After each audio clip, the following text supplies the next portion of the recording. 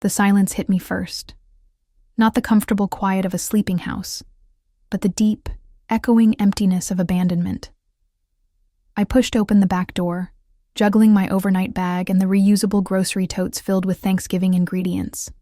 The fancy cranberry relish Brady loved, the specific brand of marshmallows for the sweet potato casserole his mother Elaine always requested. The air inside was cold, stagnant, carrying the faint, stale scent of old takeout. No warmth radiated from the kitchen, no football game blared from the living room. Just silence. My name is Jade Mitchell, and for 5 years I'd been Brady's wife, navigating the complex dynamics of his family with the practiced cheerfulness of someone trying desperately to belong. We were supposed to be driving here together, but a last-minute work emergency, a common occurrence lately, meant I'd driven the 2 hours alone, promising to start the dinner prep. Now, standing in the unnervingly still kitchen, a knot of dread tightened in my stomach. "Brady," I called out, my voice sounding unnaturally loud. "Elaine?" Nothing. I dropped my bags on the counter, the clatter echoing.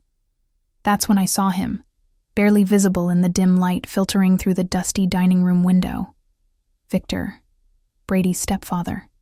He sat motionless in his usual rocking chair, a heavy blanket draped over his frail shoulders, staring out at the neglected backyard. Relief warred with unease. "Victor, where is everyone?" He didn't turn, his voice raspy when he finally spoke. "Gone." Just one word, heavy with implication. I stepped further into the room, my eyes adjusting to the gloom. "Gone where?" Brady said everyone would be here by noon. His sister Melissa, her kids. Victor finally shifted, his head turning slowly. His eyes, usually clouded with age and what I'd assumed was indifference, were startlingly sharp, clear, and unsettlingly knowing. "Gone," he repeated. "Cruise. Caribbean, I believe." He gestured vaguely with a thin hand towards the kitchen counter. Taped to the gleaming granite surface, the one Elaine insisted on installing last year, complaining about Victor's old formica, was a single sheet of notebook paper, torn hastily, addressed to me in Brady's familiar scrawl. My fingers trembled as I picked it up. The words swam before my eyes. "Jade, sorry for the change of plans. Mom needed a break, serious stress looking after Vic. Hannah's company insisted she take this cruise, last-minute thing, couldn't say no, huge client. Mom decided to come too, invited Mel. You understand. Stay and look after Victor. He needs you. We'll be back Monday. Love, B." Hannah. His work colleague, the one whose name had popped up with increasing frequency, the one he swore was just a friend. Mom needed a break? From what? The once-a-week caregiver handled Victor's basic needs. And Mel, his sister Melissa. The carefully constructed narrative of a loving family Thanksgiving shattered, replaced by a cheap, flimsy excuse scrawled on scrap paper. The betrayal wasn't just the lie.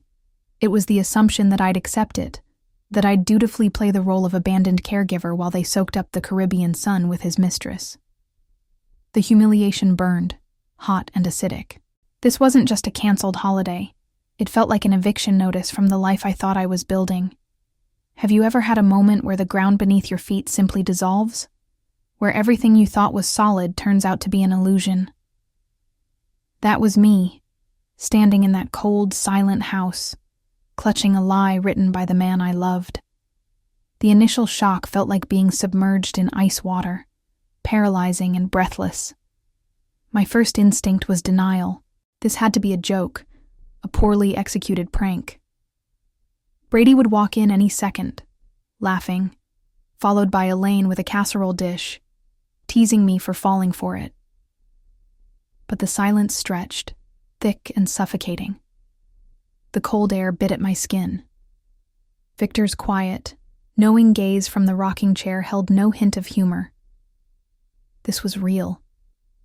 My second instinct was panic. I fumbled for my phone, dialing Brady's number with trembling fingers, straight to voicemail.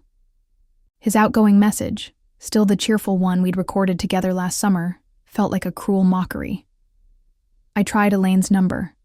Voicemail. Melissa's. Voicemail. Blocked? No, just unavailable. Off somewhere unreachable, basking in sunshine while I stood in the wreckage of their lies. The contrast between my reality and their vacation hit me with nauseating force. I imagined them clinking glasses, laughing, Hannah leaning against Brady's arm, while I was left to manage. What exactly?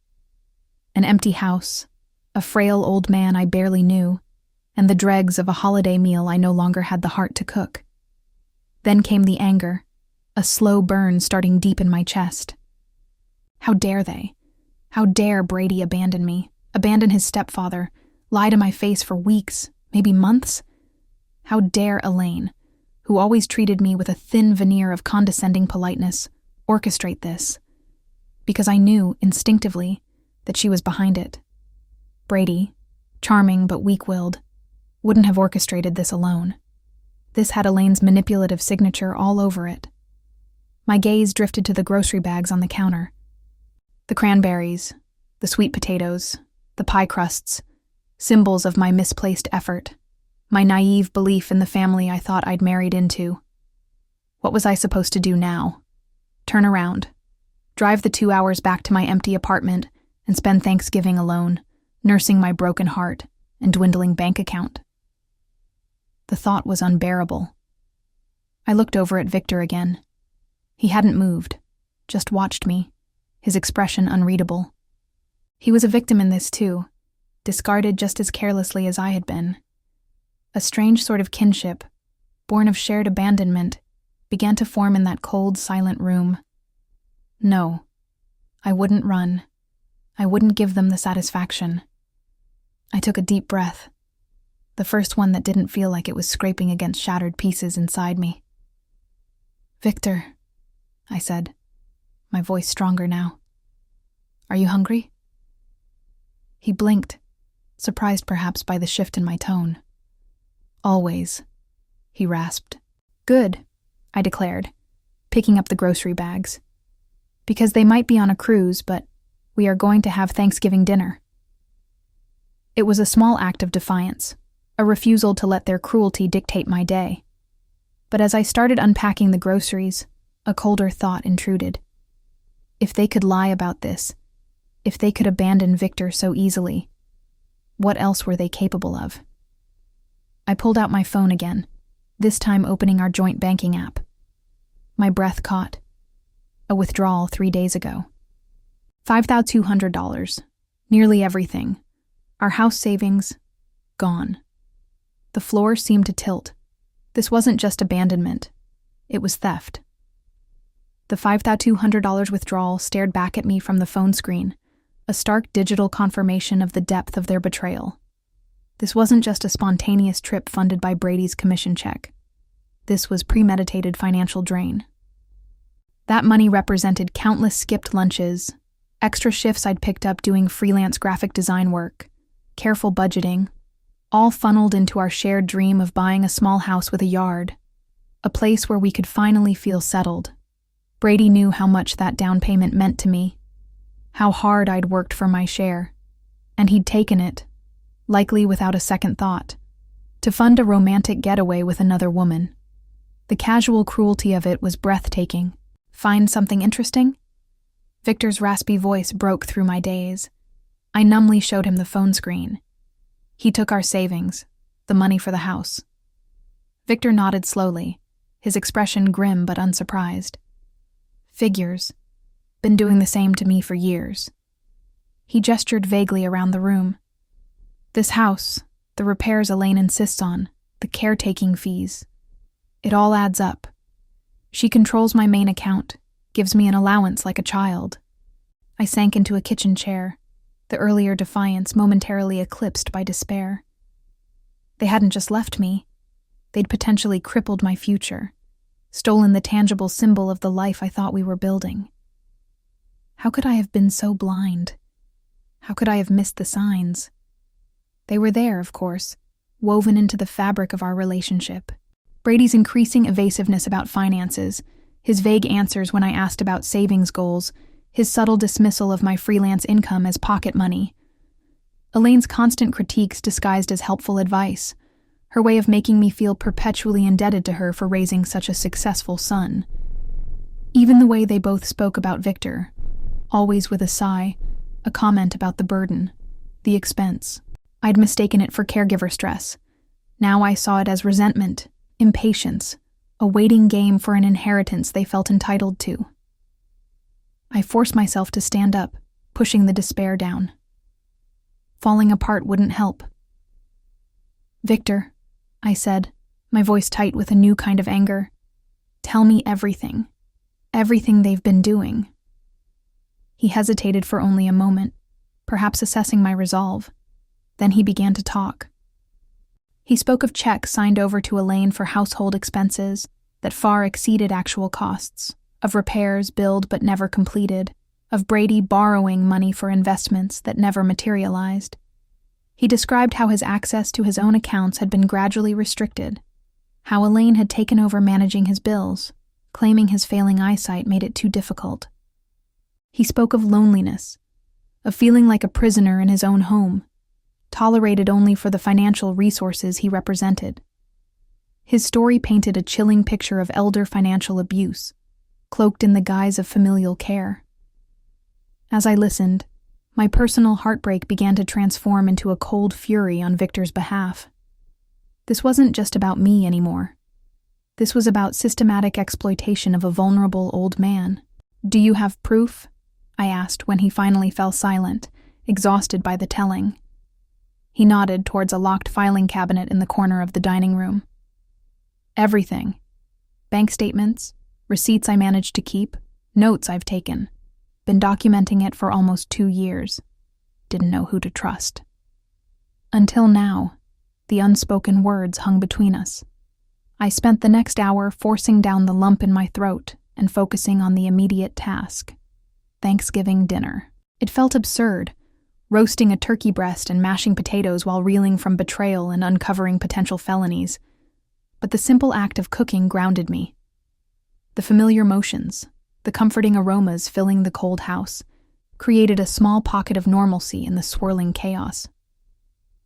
As the turkey roasted, I explored the house, really looked at it for the first time not as Brady's wife, but as an outsider. Dust-coated surfaces Elaine would have clucked over just months ago. Mail lay unopened in a pile on the console table. The thermostat was set at a chilly 62 degrees. Signs of neglect were everywhere, subtle but undeniable. In the bathroom designated for Victor's use, I found expired medications alongside current prescriptions. His towels were thin and frayed. It wasn't just financial neglect. It was a deeper, more insidious disregard for his basic comfort and dignity. By the time the food was ready, the house felt marginally warmer, infused with the scent of roasting poultry and cinnamon. I helped Victor to the dining room table, clearing away stacks of old newspapers to make space for our plates. We ate in silence for a few minutes, the clink of forks against china the only sound. "It's good," Victor said finally, savoring a bite of turkey. "Best meal I've had in this house in years. We weren't family by blood, barely knew each other 24 hours ago. Yet here we were, 2 abandoned souls sharing a makeshift Thanksgiving feast, united by the callousness of those who were supposed to care. The irony was bitter, but beneath it, a strange sense of camaraderie was taking root. We were in this together now. After dinner, as I cleared the plates, Victor retrieved the key to the filing cabinet. "Time to see what we're really dealing with," he said, his voice low but firm. The journey into Victor's meticulous records was like descending into a meticulously documented nightmare. Folder after folder revealed a pattern of systematic financial exploitation. Copies of bank statements showed regular, large transfers from Victor's primary checking account into Elaine's personal account, often labeled simply household or care expenses. Cross-referencing these with receipts Victor had managed to save showed staggering discrepancies. A $1,500 charge for roof repair corresponded to a receipt for $300 for gutter cleaning. A $2,000 withdrawal for medical equipment rental had no corresponding invoice at all. Brady's involvement was less direct, but equally insidious. Emails printed by Victor showed Brady requesting funds for emergency car repairs or urgent bills, always promising to pay Victor back, yet no repayments were ever recorded. There were also copies of investment statements showing stocks Victor owned being sold off. The proceeds transferred not back into Victor's account, but into an unknown account number Elaine controlled. She told me the market was volatile, Victor explained, tracing a finger over a particularly large transaction. Said she was moving assets into safer bonds. Safer for her, it seems. But the most damning evidence lay in the medical file. Victor had indeed kept everything. Letters from specialists recommending specific treatments or therapies that Elaine had declined citing cost, despite Victor's ample resources. Pharmacy records showing prescriptions filled, but cross-referenced with Victor's own meticulous notes, clearly not administered correctly or consistently. Emails between Elaine and Brady discussing Victor's stubbornness and difficult behavior, framing their neglect as a response to his supposed lack of cooperation. It painted a clear picture of gaslighting and manipulation designed to isolate Victor and justify their control over his life and finances. "They weren't just waiting for you to die, Victor," I said, horrified. "They were actively managing your decline to maximize their control." He nodded grimly. "And making sure I couldn't fight back." I spent hours scanning documents, photographing key pages with my phone, organizing the evidence into a clear digital timeline. My graphic design skills proved surprisingly useful in creating charts and summaries that highlighted the patterns of abuse. As I worked, Victor shared more stories, not just of neglect, but of small kindnesses repaid with manipulation, of trust eroded over years. He spoke of his late wife, Martha, the love of his life, and how different things were when she was alive. He'd met Elaine a year after Martha's passing, vulnerable in his grief, and she and a teenage Brady had quickly filled the void, their initial attentiveness masking their long-term intentions. "I wanted a family again," Victor admitted, his voice thick with regret. "I ignored the red flags because I was lonely." By late Friday evening, we had compiled a damning dossier. The evidence of financial exploitation, medical neglect, and emotional abuse was overwhelming. "What do you want to do with this, Victor?" I asked, stacking the folders neatly. He looked frail under the harsh dining room light, the effort of dredging up the past clearly taking its toll. But his eyes held a new spark, a flicker of fight I hadn't seen before. "I want them to face consequences," he said firmly. "Not just lose the inheritance they think they're getting, but be held accountable for what they've done. To me, and now to you." He reached across the table and placed a thin, wrinkled hand over mine. "But I can't do it alone, Jade. I don't have the strength, or the time." An idea began to form, audacious and risky, but fueled by the righteous anger simmering within me. "Maybe you don't need to fight them directly, Victor," I said slowly. "Maybe we just need to change the locks." The idea evolved rapidly from a metaphorical lock change to a concrete plan. Victor, despite his physical frailty, possessed a sharp legal and financial mind, honed by decades in banking. He understood trusts, estates, and loopholes in ways I never could. "The house," he mused, pulling out the original deed from another hidden file, "is held by the Harmon Trust, established after Martha died. Elaine is listed as a beneficiary upon my death, but I am the sole trustee with full authority to modify the trust." His eyes gleamed. "And modify it I shall." He explained the plan. We would immediately engage his longtime estate attorney, Patricia Winters, someone Elaine and Brady knew existed, but believed was handling only a simple, outdated will. Victor would execute a new will and amend the trust, completely removing Elaine and Brady as beneficiaries, and appointing me as the successor trustee and primary beneficiary, citing their documented abandonment and neglect. Simultaneously, we would grant me immediate medical and financial power of attorney. But won't they challenge it? I asked, daunted by the potential legal battle. Let them try. Victor smirked. Patricia is formidable, and the evidence we've compiled. He gestured to the stacks of folders. Will make any challenge extremely difficult, not to mention potentially opening them up to criminal investigation for elder abuse and fraud. The next step was securing Victor's liquid assets. He contacted his private financial advisor in Boston, instructing him to transfer the significant funds from his hidden offshore accounts and investments into a new trust account, accessible only by me, effective immediately. Elaine monitors my known accounts like a hawk, Victor explained. But these she knows nothing about. We spent Saturday documenting everything with a chilling precision. I continued scanning records, while Victor, with renewed energy, made calls to Patricia and his advisor, setting the legal wheels in motion. We also needed to manage the narrative. I reactivated my phone, ignoring the dozens of missed calls and texts from Brady. Instead, I sent a carefully crafted text to Melissa, Brady's sister.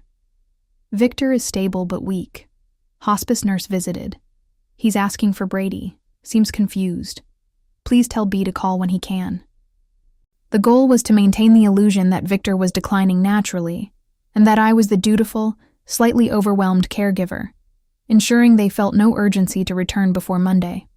Late Saturday afternoon, Patricia Winters arrived, a whirlwind of crisp legal documents and focused energy. She reviewed Victor's evidence folders with impressive speed, her expression growing grimmer with each page. This is comprehensive, she stated, looking at Victor with respect. More than enough to justify the changes to the will and trust. The POA documents are ready for signature. With me and Patricia's paralegal as witnesses, Victor signed the amended trust documents, the new will, and the power of attorney forms, his hand surprisingly steady. He was officially handing over control, entrusting me not just with his assets, but with ensuring justice was served. One more thing, Victor said, after Patricia had meticulously organized the signed documents. My condition. They need to believe I'm fading fast. Patricia nodded. My brother James runs a medical supply company. I believe he can arrange for some visual aids to be delivered discreetly tomorrow morning. Oxygen tanks, monitors, non-functional of course, but convincing. The final piece was Victor's recorded statement. As Patricia filmed on her tablet, Victor, looking directly into the camera, calmly and clearly articulated his reasons for disinheriting Elaine and Brady, citing specific instances of neglect and financial exploitation. He affirmed his mental competence and expressed his gratitude for my unexpected care and alliance. It was powerful, irrefutable testimony. By Sunday evening, everything was in place. The legal documents were filed, the hidden assets secured, the medical props arranged in Victor's room, and the narrative of his imminent demise carefully seated. All that remained was the return of the unsuspecting beneficiaries. Monday morning dragged, each hour stretching with agonizing slowness. I tidied the house, removing any trace of our intensive weekend work, leaving only the staged sick room and the carefully placed letter on the mantelpiece. I rehearsed my lines, my demeanor, calm, grieving, slightly overwhelmed. Victor remained in his bedroom, resting but alert, the non-functional oxygen cannula completing the picture of a man at death's door, a role he played with unsettling authenticity, given his actual condition. Around 1 p.m., a rental car pulled into the driveway. My heart hammered against my ribs. Showtime. Brady burst through the door first, tanned and annoyingly energetic, followed by Elaine, Melissa, and a sheepish-looking Hannah clutching a souvenir tote bag. Jade? What's going on? Mel said Dad was asking for me. Brady's voice boomed, falsely cheerful. Elaine bypassed me, heading straight for Victor's room. Victor, we're home. Her voice shifted instantly into a saccharine tone. How are you feeling, dear? I intercepted her before she reached the bedroom door. He's gone, Elaine. Her hand froze on the doorknob. What? Victor passed away peacefully late Saturday night, I said, keeping my voice low and steady. I tried calling. The hospice nurse was here. The reactions were telling. Elaine gasped, hand flying to her chest in a theatrical display of shock. Brady stared, color draining from his face, calculation already flickering in his eyes. Melissa burst into genuine tears. Hannah looked profoundly uncomfortable, clearly realizing she'd walked into something far more complicated than a family vacation. Saturday? Brady repeated. Why didn't you call us immediately? We would have flown home. I left messages, I replied evenly. You were on a cruise. Victor didn't want you disturbed. But the funeral? Elaine demanded. We held a small service yesterday, I said. His lawyer, Patricia Winters, handled the arrangements according to his final wishes. The mention of the lawyer shifted the atmosphere. Brady and Elaine exchanged a quick, uneasy glance. His wishes? Brady asked sharply. He wanted things handled quietly, I said, gesturing towards the living room. He left this for you. The cream-colored envelope sat innocently on the mantelpiece. Brady snatched it, tearing it open. Elaine read over his shoulder. I watched their faces morph from feigned grief to confusion, then outrage, as they absorbed Victor's final words and the mention of his revised will. This is nonsense, Elaine declared. He was heavily medicated, confused. You manipulated him. Actually, a crisp voice interrupted from the doorway. Patricia Winters stood there, briefcase in hand. Mr. Harmon was examined by 2 independent physicians who certified his competence just hours before signing the revised will and trust amendments last Saturday. I have their sworn affidavits right here. Patricia entered the room, radiating calm authority. Furthermore, she continued, placing her briefcase on the coffee table, Mr. Harmon recorded a video statement detailing his reasons, which I am prepared to play for you. Brady lunged for the envelope, crumpling it. This won't stand up in court. We're his family. Patricia simply raised an eyebrow. Are you? The evidence suggests otherwise. She opened her briefcase, revealing not just legal documents, but copies of the bank statements, the emails, the canceled medical appointments, the dossier Victor and I had compiled. Financial exploitation of the elderly, medical neglect. These are serious allegations, Mr. Mitchell, potentially criminal. Elaine sank onto the sofa, her face ashen. Melissa sobbed quietly. Brady stared at the files, then at me, fury warring with dawning horror. You planned this, he accused. Victor planned it, I corrected him. He planned it the moment you left him here to die while you vacationed with your mistress and spent his money. I pointed to the souvenir bag still clutched in Hannah's hand. She dropped it, as if burned, and backed towards the door. I think I should go, she stammered before fleeing. Patricia continued relentlessly. The Harmon Trust now designates Jade Mitchell as the sole beneficiary and trustee. This house, along with all associated assets previously unknown to you, now falls under her control. Your access to Mr. Harmon's primary accounts has been frozen pending an audit for misappropriated funds. You can't, Brady shouted. The house is ours. Check the deed, Patricia advised coolly. It's always belonged to the trust. The fight drained out of them, replaced by stunned silence. They had walked in expecting to manage the final days of a dying man and collect a hefty inheritance. Instead, they faced ruin, legal battles, and the complete unraveling of their deceitful lives. I walked towards the door, picking up my overnight bag. Where are you going? Brady asked, his voice hollow. I paused, turning back to look at the wreckage of the family that had so carelessly discarded me. To start my own life, I said. Something Victor wanted me to have. I left them there amidst the evidence of their betrayal, under the steely gaze of Patricia Winters, to grapple with the consequences Victor had so meticulously orchestrated. Justice, delivered quietly, but devastatingly. The aftermath was less dramatic than I might have expected, more a slow deflation than a fiery explosion. Patricia handled the legal proceedings with ruthless efficiency. Faced with the mountain of evidence, Victor's testimony, the financial records, neighbor statements, even Melissa's reluctant confirmation of their cruise discussions versus Victor's condition, Brady and Elaine quickly realized contesting the will was futile and potentially incriminating. They vacated the house within the week, leaving behind years of accumulated possessions they couldn't afford to move or store. I hired a service to clear it out, donating usable items and discarding the rest. Walking through the empty rooms before putting the house on the market felt strangely cleansing. It held no sentimental value for me, only the echoes of Victor's quiet suffering and our brief, intense alliance. The house sold quickly, the proceeds funding the elder abuse charities Victor had designated, with the remainder forming the seed capital for my future. The audit of Victor's primary accounts revealed the full extent of Elaine and Brady's siphoning, nearly $150,000 over 5 years.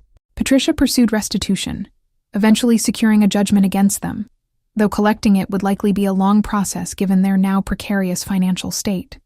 Brady, stripped of his expected inheritance and facing potential legal action from his employer regarding the misuse of company time and resources for his affair with Hannah, lost his job.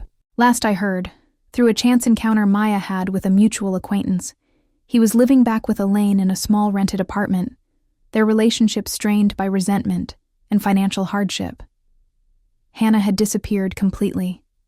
Melissa, horrified by her brother's actions and her own complicity, reached out once with a tentative apology, which I accepted but did not encourage further contact. I needed a clean break. I used the funds Victor entrusted to me wisely. Part went into secure investments, ensuring my own financial stability. Another portion helped me finally launch my graphic design business, specializing in branding for nonprofits and community organizations, work that felt meaningful. The largest portion, however, established the Victor Harmon Dignity Fund, administered through one of the elder abuse charities, providing direct assistance to seniors facing neglect or financial exploitation by family members. It felt like the most fitting tribute to the man who had turned his own pain into an instrument of justice for others. I moved back to my own city but chose a new neighborhood, building a life completely separate from my past with Brady. I reconnected with old friends, threw myself into my work, and slowly began to heal. The betrayal left scars, undoubtedly, but it also revealed a strength I hadn't known I possessed. Victor's belief in me, his trust, had been a catalyst. Helping him achieve justice had, in turn, helped me reclaim my own power. Sometimes, I'd visit the small memorial garden where Victor's ashes were scattered, near a bench overlooking a quiet pond where he used to walk with Martha. I'd sit there, reflecting on the strange twist of fate that brought us together in those final days. We were an unlikely pair, the discarded wife and the neglected stepfather. But together, we had rewritten the ending of his story and the beginning of mine. The greatest lesson wasn't about revenge, though justice had certainly been served. It was about dignity, resilience, and the unexpected alliances that can form in the face of shared adversity. Victor hadn't just left me his assets. He'd left me his legacy of quiet strength and unwavering resolve. And that was an inheritance no one could ever take away.